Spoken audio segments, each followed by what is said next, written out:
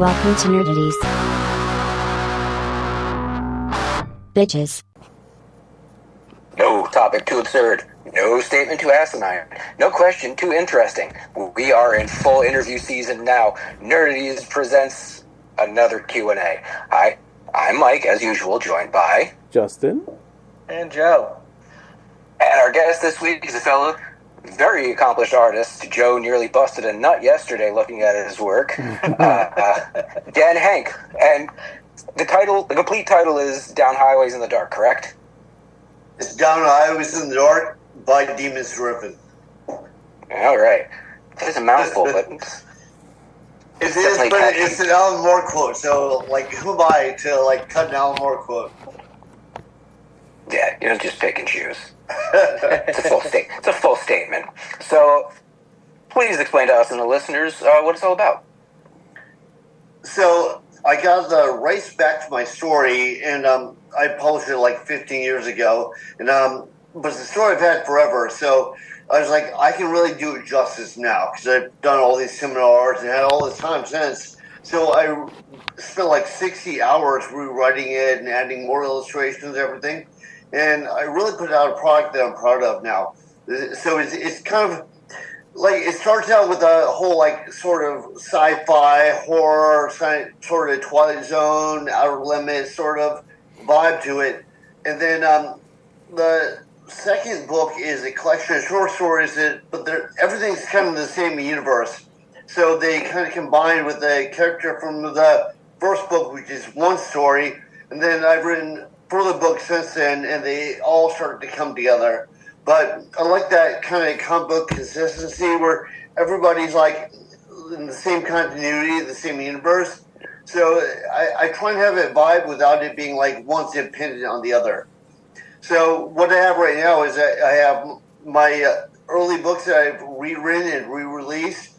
And like you said, they're kind of Twilight Zone inspired, Outer Limits, Weird Tales, Tales from the Crypt, that sort of thing. That's what really drives me, and that's what I put out. And I write them, and then I do illustrations, too. I fucking love an anthology. Anthologies are one of my favorite things, because, this episode wasn't great. What about the next one? Ooh, this episode was great. Maybe the next one will be even better. But specifically the thing that caught all of our attention is your work, your artwork. A very highly detailed style. In the book, it's a lot of black and white, but there's some color aspects, too. Well, I did oil painted covers for my books, but the interior is all comic book. I interviewed with DC Comics and Marvel Comics and Image Comics, and at the time I interviewed, it was actually the worst time to interview with them because it turns out they were all on the verge of bankruptcy, so they wanted kind of their main characters Superman, Batman and stuff. That's not what I do. I was inspired by Bernie Wrightson and Wally Wood and all this, and Ed Davis, and all these people who did the more off the cuff sort of House of Secrets type stuff. So I decided, I really enjoyed those pulp magazines Doc Savage and The Shadow and stuff, and they always had little drawings that brought the stories to life. I was like, why don't I do that? So that's where I went. I too draw, and I tend to have gotten away from a hyper-realistic style. I did a lot of photorealistic stuff 10, 15 years ago because it's so demanding. I find that every piece like that, especially if you're trying to tell a story, not just doing a portrait, takes up so much specific planning and layout. Do you agree? And if so, do you find that portion of the process really enjoyable? Well, I'm probably a little bit OCD. So, anything that I want to do, I feel like I'd be doing it a disservice not to go, full force, 110% into it. What I have noticed is, talking about that meticulous kind of boring stuff is I've done some comic work since then. I'm not really into storyboards where this guy walks down a hallway, then he opens this door, then this is what he sees. It's I love the splash pages, so I like a lot of action, and then I feel because of my OCD, I have to put in a coherent background where I bring in perspective and and focus and all that sort of stuff. Yeah, a nice big Rosetta or Joe Kubert kind of scene. Exactly. Yeah. Yeah. Both huge influences on me too. Now, doing that much detailed stuff, do you ever just get the itch to do cartoony shit? Because for a while, I didn't like doing cartoony stuff. I didn't like the proportions. I didn't like the simplicity of it. But after jumping into it for a while, there is a massive challenge of making something cartoony really play. Do you ever fuck around with that? Not really. Although I like when people pull it off, but even when Bernie Wrightson, some of the characters, especially with jaw and stuff, he'd make it a little cartoony. That always bugged me a little bit. I like the John Taliban, sort of I don't know, Walter Simonson, the more realistic approach to stuff. And that's what really grabbed me. And when I saw he would do that, or Kelly Jones, or something like that, make it a little bit too cartoony, I was like, it works for them, but that's not what I want to do. Yeah, I definitely understand that. Everybody has their own anima, their own thing that drives them. One of the pages that was in the Kickstarter really reminded me of Steve McNiven. Reminded me of something straight out of Old Man Logan with the flowing grass. And there's nothing more annoying to me than trying to make grass look realistic. So, if for nothing else, thank you. You say cosmic horror is a big influence in this. Cosmic horror has a big place in it. Do you prefer written or visual cosmic horror? I guess the question would be book or movie. Probably the book, just because nobody is really all right, if it's Stanley Kubrick, I would trust him to capture it. Other than that, I feel like people just end up taking shortcuts, and at least part of it becomes cheesy. Whereas if it's in written format, then there are more people, it seems are well versed to pull that off. One of the descriptions I heard about making cosmic horror, and the big thing, especially Lovecraft, was the descriptions being vague and detailed at the same time. So you're drawing it in your head. Is there a challenge of, okay, people already have the impression of what these things should look like, I gotta make the craziest looking version of this shit that I possibly can, or are you just trying to make a quality image? Well, initially, I would over-describe stuff because I have a very clear vision of what I'm saying. But then one thing I learned over time, I took a seminar from Stephen King, and they told me this, for instance, is that people visualize stuff in their head, and you don't want to over-detail stuff and detract it from what they were envisioning, because maybe the story became more encompassing to them because they envisioned all this stuff, and then you put something else in, and they're like, that's not what I was thinking. So, but I do have a clear vision in my head. So I've learned to throw out little tidbits to really grab me without trying to over detail it. And you're also a tattoo artist, which is the thing that really attracted Joe. Don't worry, Joe. We'll give you 5 minutes to blow him. Don't worry, it's gonna happen. But you also do photorealistic, detailed tattooing, and that's. I've only got a couple of tattoos. I couldn't imagine being in a chair for that long. Do they play well to each other? Because that kind of tattooing, there's no room for error. Dude, your Universal Monster piece is that side piece is insane, and these back pieces are so detailed. Those are epic. Thank you.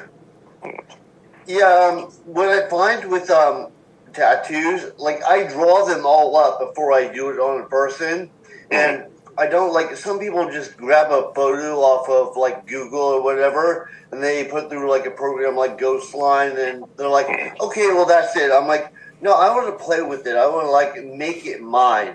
So I kind of draw it up, and I highlight what I want to focus on. I try and do all that on paper first, so that when I go to the skin, I already know where I'm going with this.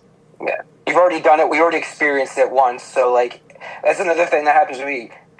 Things that are tricky will pop up working on something. You're all right, I've penciled it out. I know what's going on. And when it comes time to ink, it's all decision making. You're like, shit, should I go left or right with this? Should I go thick or thin here? But you've already done it once, so you already know what decisions you have to make coming up. Yeah, and to go with what you just said, as far as like when they do an oil painting, that is a problem because with the oil painting, I keep it a little bit more loose because I can. Because with the tattoo, if you make it too dark, you're fucked. Yeah. If you make it too dark in the oil painting, okay, you just paste something lighter over top of it.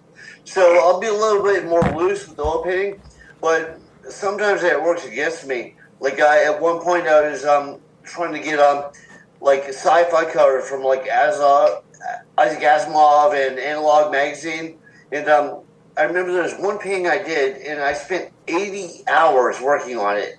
And the problem is like once you paint something, you're like, well, it really should be changed, but I put so much effort into that. Maybe I'll try and conform the other stuff to it, and like it just all ends up being a mess.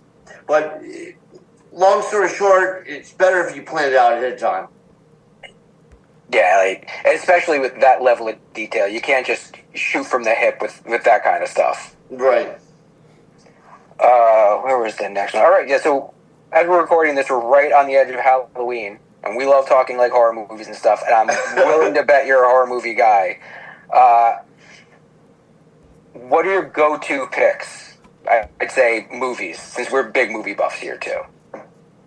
I could probably list my top 5. Like I'd have a hard time listing my top 1, but top 5, like The Shining, definitely that's probably my number 1, The Shining. But I like Evil Dead 2. Evil Dead 2 is like a remake of Evil Dead 1 with a bigger budget. That's all it is. I just rewatched that on Sunday. I watched that again last week. I call it a remake sequel. It's the original requel. Yeah, it's a requel. Yeah. A requel. But done right. There's so much, and it's such a tweak of everything. Like the way Ash goes from normal to crazy so slowly, and then just goes batshit in Army of Darkness. Like, it's so well done, especially compared to the first one where he's kind of meh. That's 2. So I liked John Carpenter's The Thing a lot. That's really well done. The only thing that I criticize it on is when you see the alien spacecraft, you can tell that's a matte painting, and that didn't hold up well compared to like modern technology. But the rest of the movie is amazing, especially like the special effects with the like realistic creatures and everything. I liked The Fly a lot. That was really good. And I don't know. Let's see.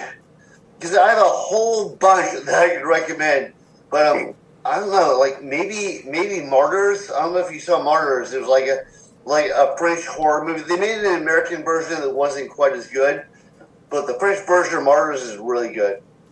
I've had it broken down for me. I've watched way too many like ranker lists, and then watched an explanation for it.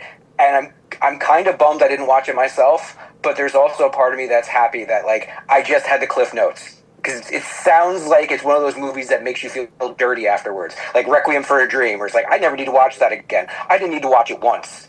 I thought that was an awesome movie, actually. I like Requiem. I mean, it's incredible. It's so well done. It's just, yeah. I always say, if you showed 15-year-olds that and Train Spotting back to back, the drug problem in this world would go down dramatically. Yeah, totally fucked up. Your first pick, though, I'm guessing it's your number 1, was The Shining. How'd you feel about Dr. Sleep? I just think it was bad. It's like not nearly as good as The Shining, although it's kind of hard to beat Stanley Kubrick at like the top of his game. But I like Dr. Sleep. I really feel like it's one of the best sequels ever because it keeps enough of the original to make sense that it's connected, but it's really its own thing in a lot of ways. Fucking Flanagan hits it out of the park almost every time. Yeah, I thought it was a lot better than I anticipated. Like going to see it, I didn't think it'd be that good. So like, I'm guessing It is somewhere on your list too. With Stephen King, It? Yeah. So the original version, the like TV movie version, is pretty good until they get to that like really fake spider at the end. And then I like the remake of it. I like the first movie. The second movie is like, it's all right.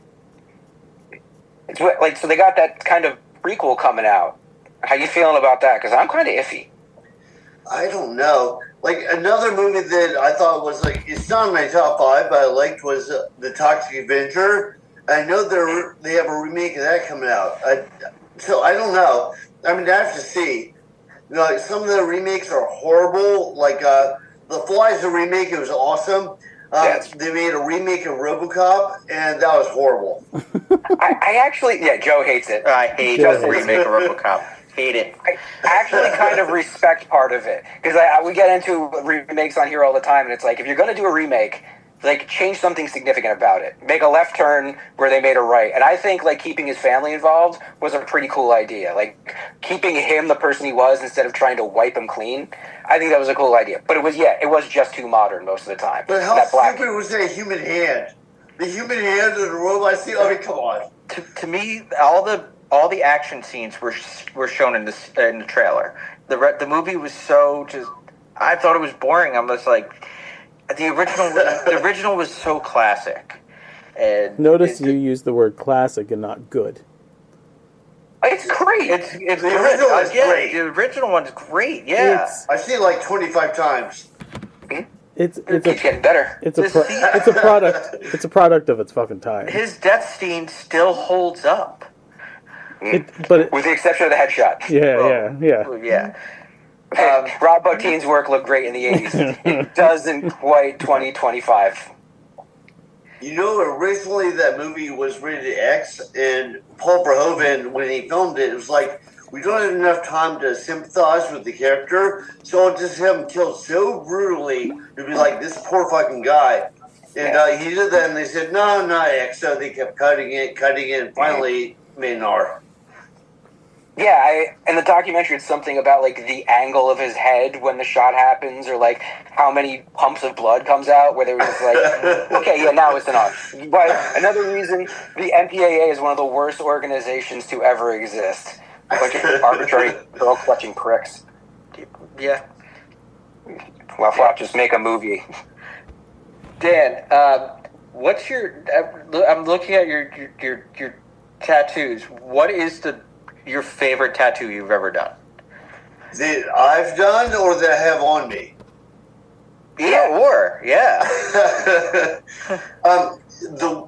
My favorite that I have on me is I have a Lovecraft thing on my side, and the guy who did that is kind of a piece of shit, but the piece is awesome. It's like H.P. Lovecraft and a bunch of other stuff. It's very well done. Although the guy is, like I said, kind of a piece of shit. But as far as what I've done, I don't know. I mean, it's hard to say. It's like, I know my girl's favorite piece is that Universal Monsters rib piece I did.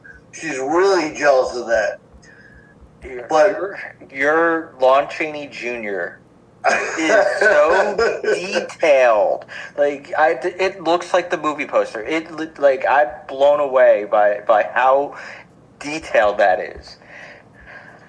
I really like the Judge Dredd back piece that I did. And that photograph is after 4 years of age. So I feel like I really I feel like I did a really good job. If it held up 4 years later, it still looks brand new. Yeah, it does. The colors, after 4 years, those colors really hold up. Like, wow. Now, right, well, if this was a tattoo show, I could go into why it held up and why it didn't.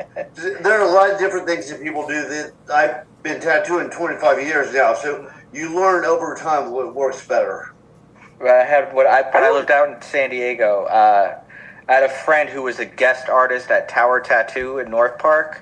Okay. Because the guy he was subbing for was out surfing with Metallica in some country. So the guy... Look at Joe double name dropping. So the guy who did my tattoo, Mitch, who's local here, came out there and we were hanging out with him, and he was just tattooing this like crazy white tiger coming out of these flames just on the apprentice's calf. It was insane. Okay. That would be a pretty cool ball tattoo. Yeah. That one piece you did at a show? What? Which one? You said was it the Universal Monster piece? You said you did that at a show? No, I Or didn't do for a that show? show. Yeah, there Okay. are pieces I've done at shows, and some of those I really like. Like I did the Pinhead. If you saw the color Pinhead, I did that one. I did at a convention in the United Kingdom, I think. Yeah, in the United Kingdom. That's mind blowing to me. Doing a photorealistic piece at a convention because, like, high pressure, and it seems like a quick turnaround. You'd have to charge a lot for that because that's a lot of time, a lot of focus. You can't do a ton of those at a show. I do about one a day. So like I'll book it up. It'll be like between 6 and 8 hour piece. Yeah. I think 2 hours would be my max. My chest was about an hour and a half, 2 hours, and everything was fine up until he got to the collarbone. Where's that? Yeah, like That always hurts, right. Yeah, there. I almost tapped out, but there was only like 10 minutes left. I was like, you be a man. Just be a fucking man. And don't hurt. My part was right at the top of the shoulder blade. He pressed so hard onto the outline. I was just like, oh, right there. Crying? But, You can say you cried. no, I didn't cry, but it was. I held my own, but man, I was so happy when he started shading. It's okay. Just because they're like not whimpering, you're still crying. You can admit it, Joe. Like everybody cries. Crying lets the hurt out of you. No, I want another one now. There's one guy who's tattooing, and his buddy looks at me, and he looks at his buddy. He goes, "Hey, I'm not gay, but can you hold my hand?" And his buddy looks at me. I'm like, "Dude, I have nothing to do with this." He didn't ask me, bro. You answer. Yay or nay.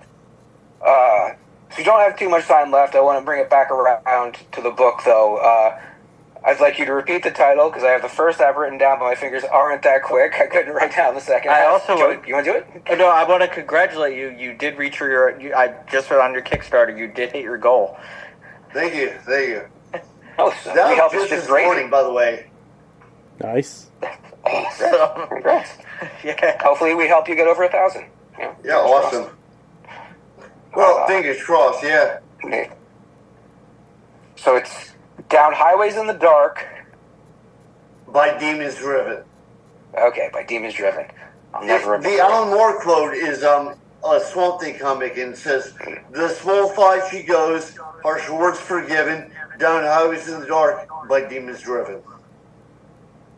And that's after Uncle Arcane does all this creepy, horrible stuff, and they think he's gone, but he's not. That sounds like an Aussie lyric. So definitely.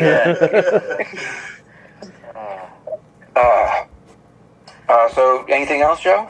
TikTok in here.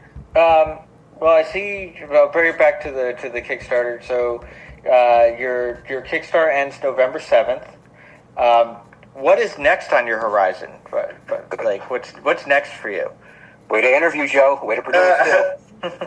Well, I'm doing like I said, all my books are kind of like I described it as like Mad Max: The Road Warrior. Like you don't have to read one to read the other one, but it gives you a little more backstory. So I'm working on a sequel to so Black Seas Infinity and Down Highways in the Dark. They kind of bring the story forward, but then I have a third book called The End of the World that kind of combines the elements of those two books in one. And then I'm doing a fourth one, which is kind of like a direct sequel to that. And I haven't named it yet. Where do you go after the end of the world? The rebirth? Well, they kind of go through a Stargate, so it's like they're not even in the world anymore. Okay. Teleportation, monsters. Classic cosmic horror. So we're in New Jersey, and we always ask this question. Oh yeah, good, Joe. Good remember. Yep. Favorite pizza? That's not the question, Joe. What's the question? It's usually me who doesn't ask this question. The lead-in question is, how important is pizza in your life? That's the Jersey question. It's really not. I hate to lay you down, but it's really not. I rarely eat carbs. I mainly eat like fish and like salads and stuff. So, but I lived in Texas for 3 years, so I love barbecue. That's what like my weakness. I love barbecue. It's a rare answer. Pizza, I thought pizza was fairly universal, but every once in a while, you're right, somebody just does not give a shit. You put barbecue in front of me, though. Yeah, but barbecue is great. Like brisket, yeah. You can't beat Texas barbecue. Nice dry rub. Nice dry rub. Yeah. You got a sauce that there's something wrong with it. Yeah. Oh, I have some mesquite Pringles left. Although I will say one thing about pizza. Like, so New York pizza, like by the slice, thin crust, is way different than everywhere else. Like, it's way better. Like, I was in the UK, and it was late. It was at the convention. All the stores closed, like, at 10 o'clock. So it was like, how can I get food? Okay, well, I went to like one of those gyro stands. And they have good gyros, but, like, for some reason, they had pizza there. Do not eat pizza from a gyro stand in the UK. It's the worst fucking pizza I've ever had. Words of wisdom. Could have just coasted up some Elios. So your website is danhenk.com. Right. Let's see. There was something else. I saw there was a couple of events you were doing. Do you have any coming up? I didn't see any. Yeah, I'm leaving this weekend. I'm doing the Dead Man's Hand convention. It's in Albany, New York. And every year I usually do like the Austin Tattoo Convention. I do KillerCon, also in Austin. I do the Dallas, Texas Readers Con. So I do a few. Do you ever do the Wildwood Tattoo Convention? That's close to us. No, I did. I used to do a number in Jersey. There was a Visionary Arts Fest. It was in Jersey. There was one in the Meadowlands. I do that. Okay. No, Joe, you can't get a giant back piece, remember, just yet. Dude, I would totally Just yet. Well, I am in New York. Well, what's it going to be? Who's it going to be on your back? Dude, I would. Well, I don't Me. know. I don't know if I can do the back, but I definitely my other arm. I would totally love to like one of the Universal monsters, maybe like Frankenstein or, you know. What if it's Beth's face with like Bride of Frankenstein hair coming off? You think that would work? She would kill me. Or love it. No, she wouldn't. Just make it part of your BDSM. Just keep smacking it the night you get it. We're convinced they're pervs. He's too demure, and we just have not asked her yet. He won't let me. Yeah. Every He time keeps his headphones on. I try to get her in the room, he's just like, no. I mean, I message her directly. No. So I'm pretty sure we're just a boot at a time, right? Yeah. All right, danhenk.com, just a boot. Every once in a while, my non-existent Canadian comes out. Watch too much Letterkenny. Does your flip? No hockey here. Well, the front's not bad. Oh, I don't know. It kind of looks like Hitler Youth.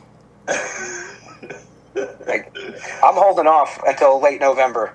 Right before our wedding, we're getting a haircut. Same. Until then, it's going to be a mess and a half. Thanks for having us. Thanks for coming on. That's the sentence I wanted to say. We Thanks for normally having do us on this on this day, so We don't usually do interviews at 9. We usually start like we tried to do the first time right around 7:30ish. Usually we're kind of loopy by 9 p.m. Yeah. This is when we fall off. Yeah. This is the most energy I've had at 9:30ish in 20 years. But thanks for your time, man. I hope we help out. I hope you get some eyes on the Kickstarter that technically doesn't need it, but there's never too many commitments. That's right. Of course. Yeah, and thanks for having me, and sorry about yesterday. You're all Oh, no, good, man. Dan. Thank you It's for all good. It coming. happens. Technology happens. I was having modem Constantly. problems before we even started. That's why I didn't get into the room right away. Fucking Comcast bullshit. Yeah. Anyway, Comcast. fucking Comcast. I think that's their LLC name. Fucking Comcast. Fucking Comcast. Fucking Comcast. So, okay. To everyone else listening, standard nerdities goodbye. It's not a standard goodbye. It's a fuck bye. It's a classic of ours. My idiot brother. Fuck bye. Fuck bye. You can throw it in if you want.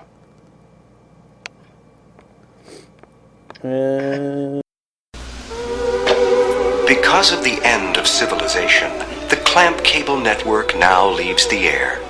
We hope you have enjoyed our programming, but more importantly, we hope you have enjoyed life.